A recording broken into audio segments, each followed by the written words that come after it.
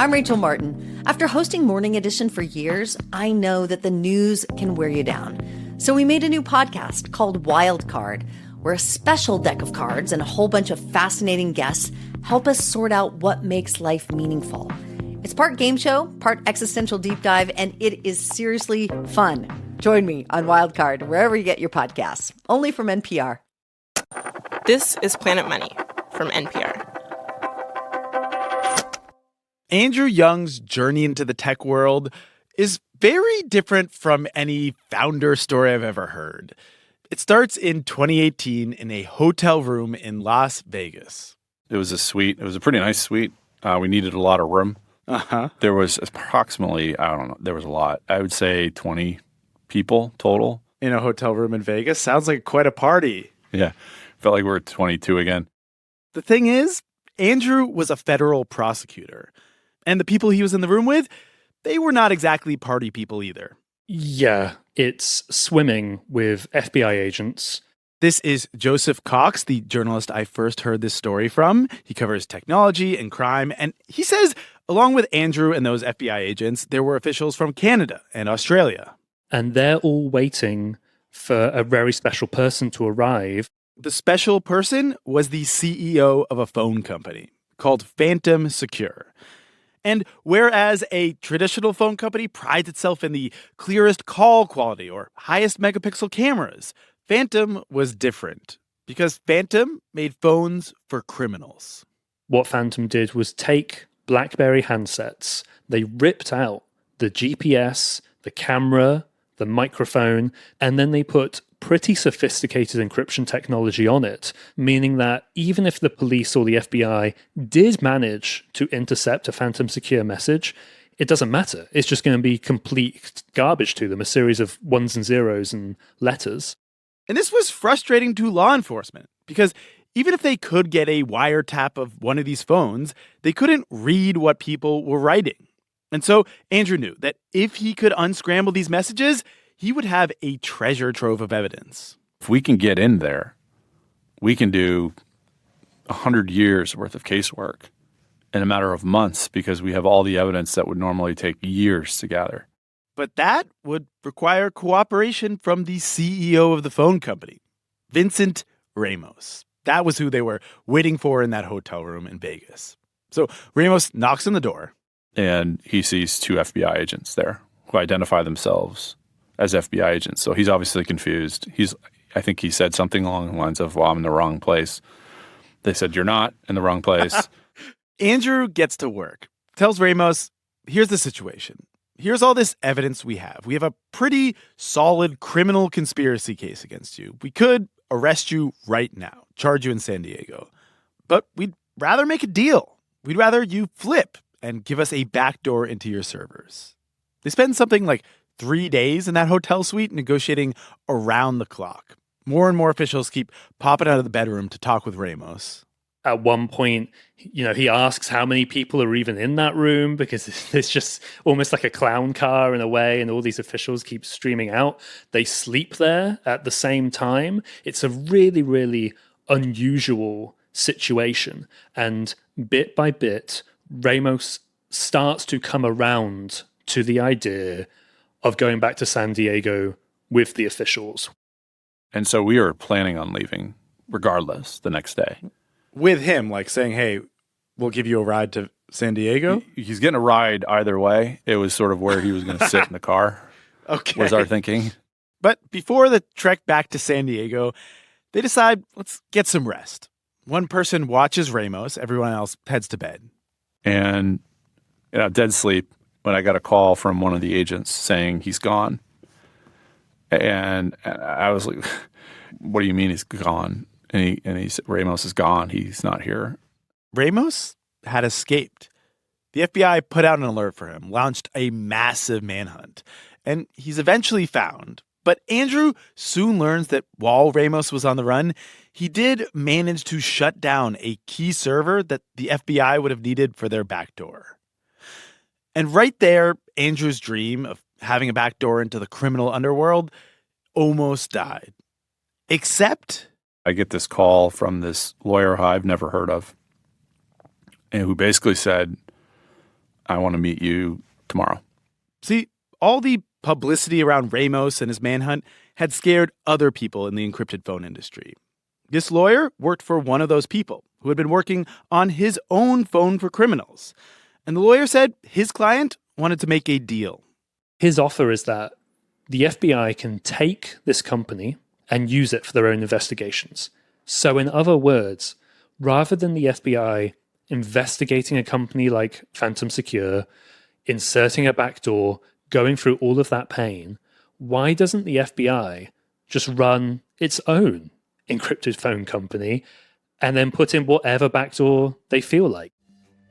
They could run a tech startup for organized crime. Hello and welcome to Planet Money. I'm Nick Fountain. What would that look like, the FBI running a tech startup for organized crime?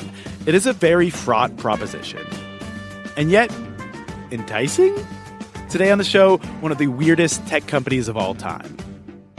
How the FBI got into the cell phone business and why, eventually, they had to get out.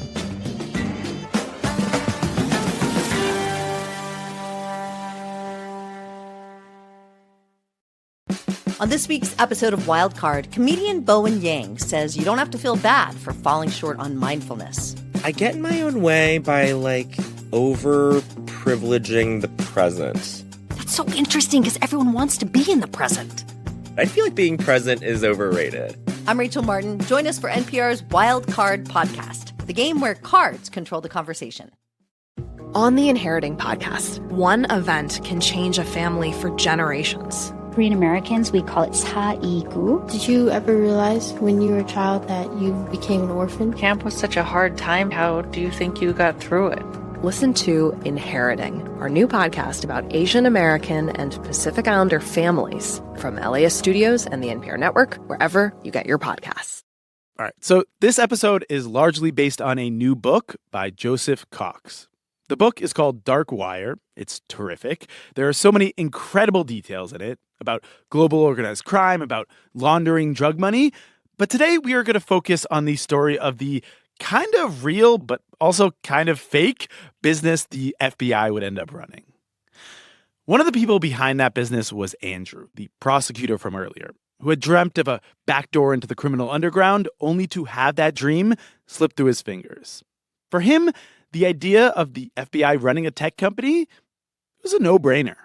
I was thinking I want to do it. I at least want to see if we can run it ourselves. I was coming off of what I felt like was a huge loss. And I still had this void. That was the big game. That was the Super Bowl, and we lost. And you may never get back to that. And then so when this opportunity was pitched, I was like, this is a way to get back to the big game. Did you guys know how to run a tech company? No, none of us had run a tech company, but we recognized we're going to have to do this. It was too good of an opportunity to pass up. Because if they did this right, they could create a phone that was so specifically designed for doing crime, only criminals would want it. And if people use the phones, which the FBI could monitor, to document their crimes, well, that's a prosecutor's dream. Andrew and his team get to work.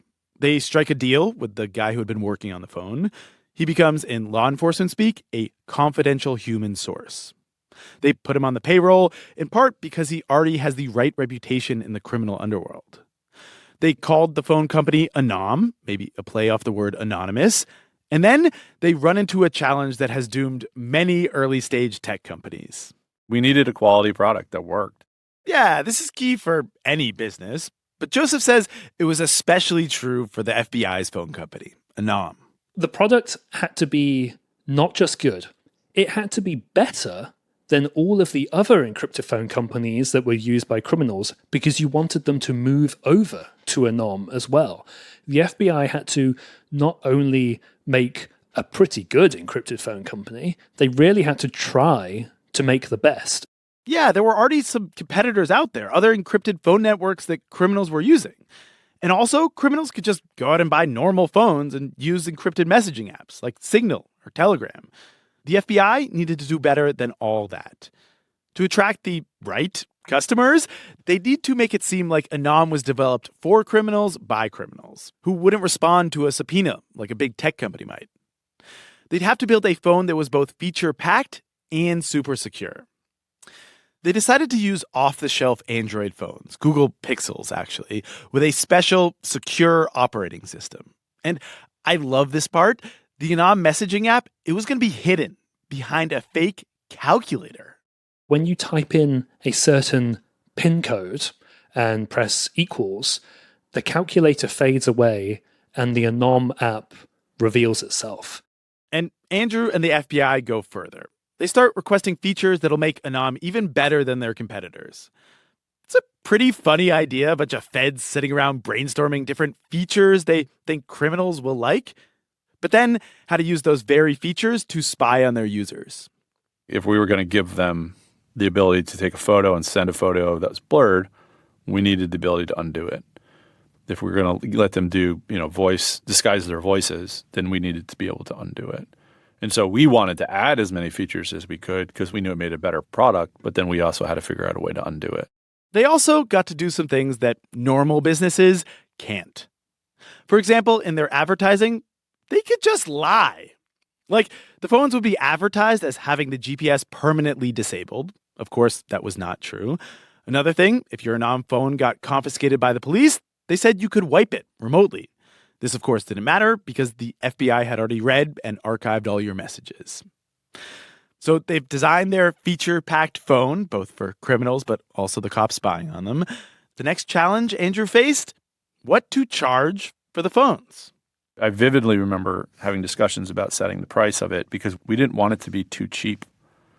Because we felt like we could have set any price we wanted to, right? We could have set it for $400, $500, $300.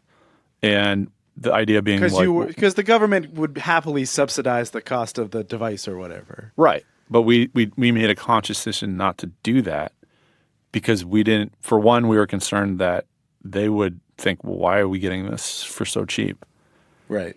And two, it's more of I can't remember the economic principle, but it's that people will buy, a luxury item that's Veblen good. Yes, that one. And we're like, if we price it above everybody else, they're just going to think it's better.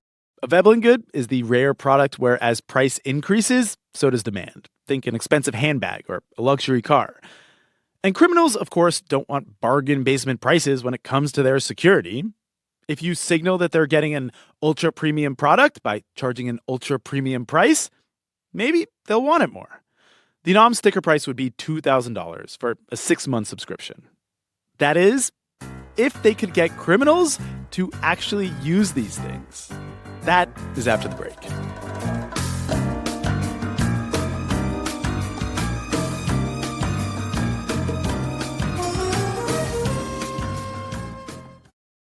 Wait, Don't Tell Me isn't just jokes about the week's news, it's also life hacks. For example, here's actor Karen Allen revealing how she got her starring role in Raiders of the Lost Ark. They said, how well can you spit? And I just found it coming out of my mouth. I said, I can hawk 'em with the best. I'm Peter Sagal. If you want to increase your self-confidence, then listen to the Wait, Don't Tell Me podcast from NPR. On Wait, Don't Tell Me, we have very important people on our show and then ask them about very unimportant things. Here's U.S. Treasury Secretary Janet Yellen. We are also reliably informed that among your enthusiasms, in addition to macroeconomic policy, is mobile games. There is some truth in that. There's some truth in that. Join us for the NPR podcast that considers all the other things. That's Wait, Don't Tell Me. When you hear Birmingham, Alabama, you might think about the civil rights movement, but maybe not about baseball. But as the oldest pro ballpark in America, Rickwood Field saw the struggle for freedom play out right there on the dirt and grass. I'm Roy Wood Jr. I grew up in Birmingham, and I'm going to tell you this whole story. Listen to Road to Rickwood from WWNO and WRKF, part of the NPR network. This message comes from Wondery. It was the biggest scandal in pop music. The stars of Milli Vanilli, the Grammy-winning phenomenon, were exposed as frauds. But none of this was their idea. So whose was it? Follow Blame It on the Fame on the Wondery app or wherever you get your podcasts. Hey, it's Greg Rosalsky. For generations, American politicians have talked about freedom as if it only means freedom from government. Nobel Prize-winning economist Joseph Stiglitz, in a new book, opposes that narrow view of freedom. So it's really what you are free to do. Somebody who is at the point of starvation doesn't really have much freedom. He does what he has to do to survive. In our latest bonus episode, I talk with Stiglitz about his conception of freedom and what he calls progressive capitalism, his vision of the government playing a more active role in the economy. That's for Planet Money Plus listeners. If that's you, thank you very much. If it's not, well, it could be. By signing up, you get sponsor-free listening and support NPR. Just go to plus.npr.org. So Andrew, our federal prosecutor, and the FBI, they have their phone. Anom is ready to go. But here is one weird wrinkle. Andrew never got permission from the higher-ups at the Department of Justice to spy on Anom phones in the U.S. See, in the U.S., running a wiretap requires convincing a judge that a crime is likely being committed.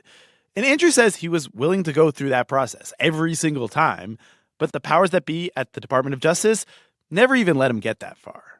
In the end, the FBI decided to partner with law enforcement from other countries, including Australia, where in the fall of 2018, the first phones hit the streets. So Anom, it starts in Australia, and it's slow at first. The product does not really take off with any great speed. This is kind of the make or break moment for Anom and for the FBI's ambitions of making a tech company. If their phones never take off, the whole thing would be a waste. Now, the FBI could not go out and sell the phones as the FBI, and so they turned to a familiar marketing technique. Were you guys doing influencer marketing of these phones? Yes, it's essentially what we were doing. And the influencers in this context happen to be the heads of these organizations. Yeah, they seeded the phones with real kingpins, people running international drug smuggling rings. This had a couple of upsides. For one, it showed that, real legit bad guys were using Anom, and they thought it was safe. And also because Anom devices could only communicate with other Anom devices, it created a sort of walled garden. This is what economists call the network effect. These kingpins of criminal networks would essentially tell people, you're not talking to me unless you're using Anom. And so then the four guys below him get Anoms, and then they go to their crews and say, well, if you want to talk to me, you got to be on Anom. The FBI gave these influencers commissions based on their sales and their underling sales. And sometimes they even offered ownership of the company. In other words, equity. I do think at some point we had given away more than 100%, but that's fraud, Andrew. Securities fraud, but it's all right. Andrew says these marketing techniques, they worked surprisingly well. Pretty soon, they had hundreds of people across many countries using the phones, and the FBI could see people were using them for all sorts of crimes. Massive drug deals, money laundering, ordering hits on their enemies, and also for other things. They loved to send each other photos, which was always shocking to us because so many of them were so unnecessary. What sort of photos are we talking? They take pictures of their faces. Selfies. You can think of it. Selfies. Other types of photos. They love to send those to each other. Yeah, it was the belt photos? Below the belt photos Interesting. among friends, which was a interesting subculture phenomena. And those.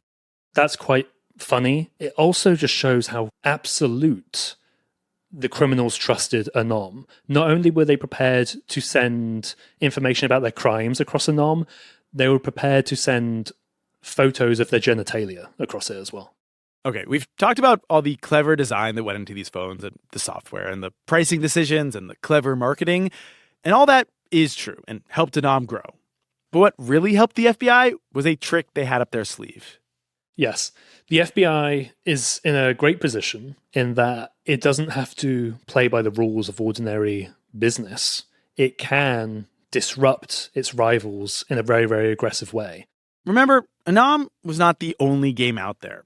There were other more popular encrypted phone companies like EncroChat and Sky. The FBI and others had been investigating them for a while, and Andrew knew if those did get shut down, well, people would come to Anom. I said, buy 8,000 phones because you're going to need them. Because all those people are going to have nowhere else to go, and they're going to come to Anom.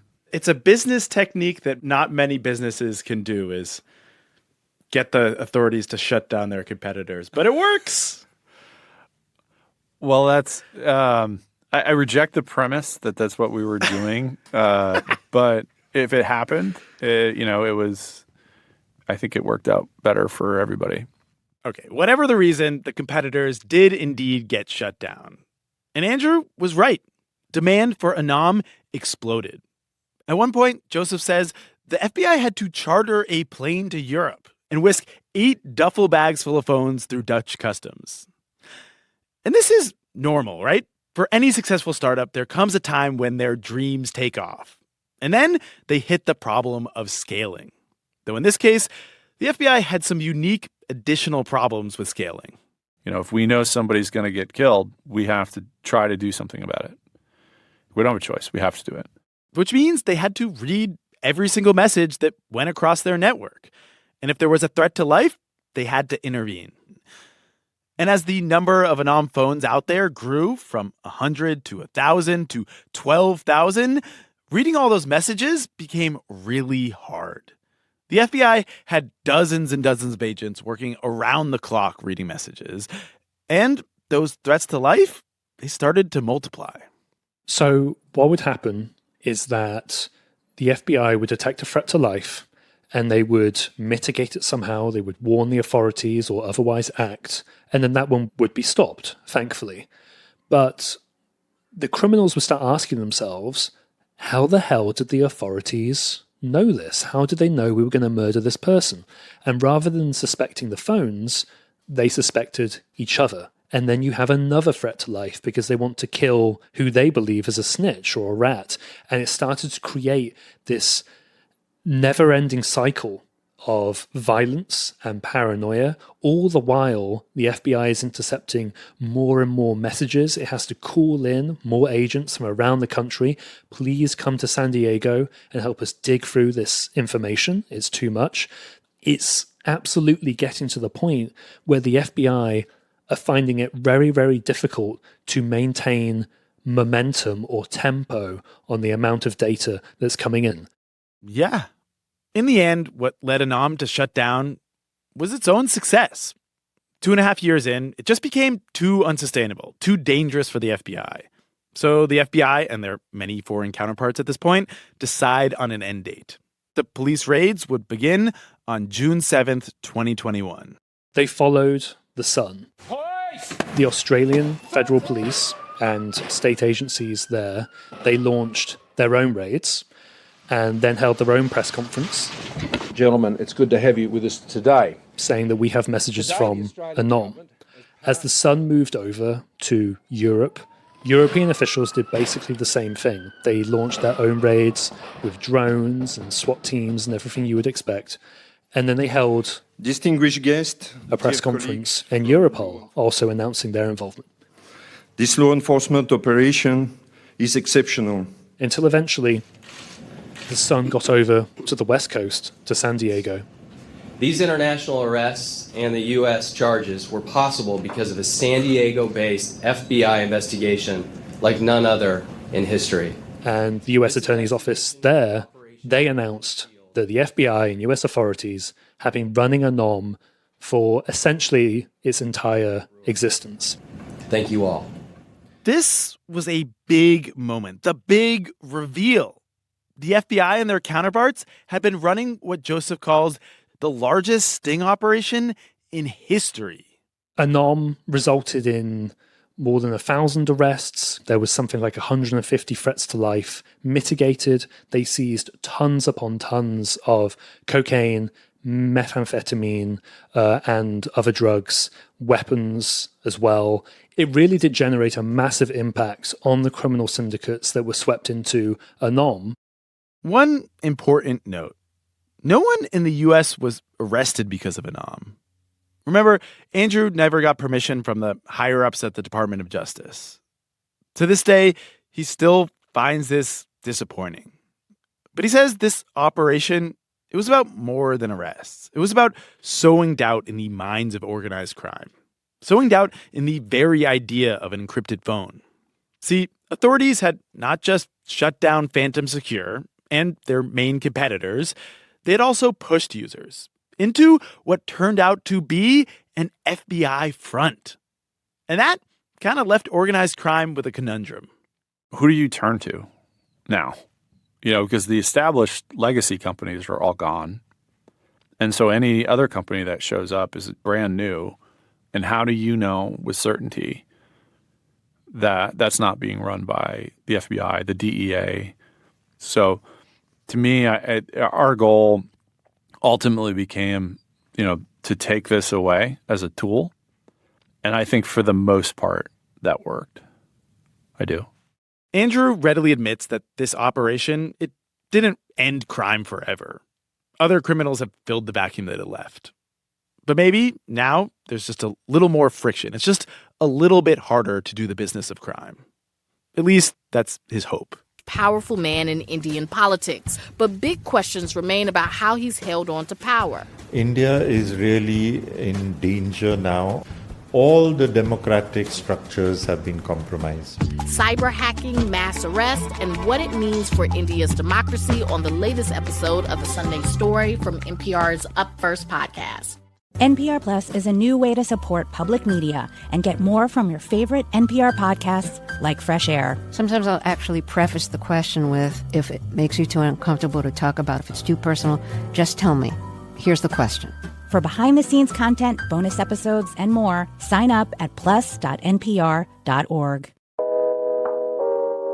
Here at Shortwave, we bring the wondrous world of animal science to your daily life. We find inspiration in the cute, gross, incredible, and the surprising. From queer animal love stories to menopause in whales, we got your dose of critter knowledge. Listen now to the Shortwave podcast from NPR.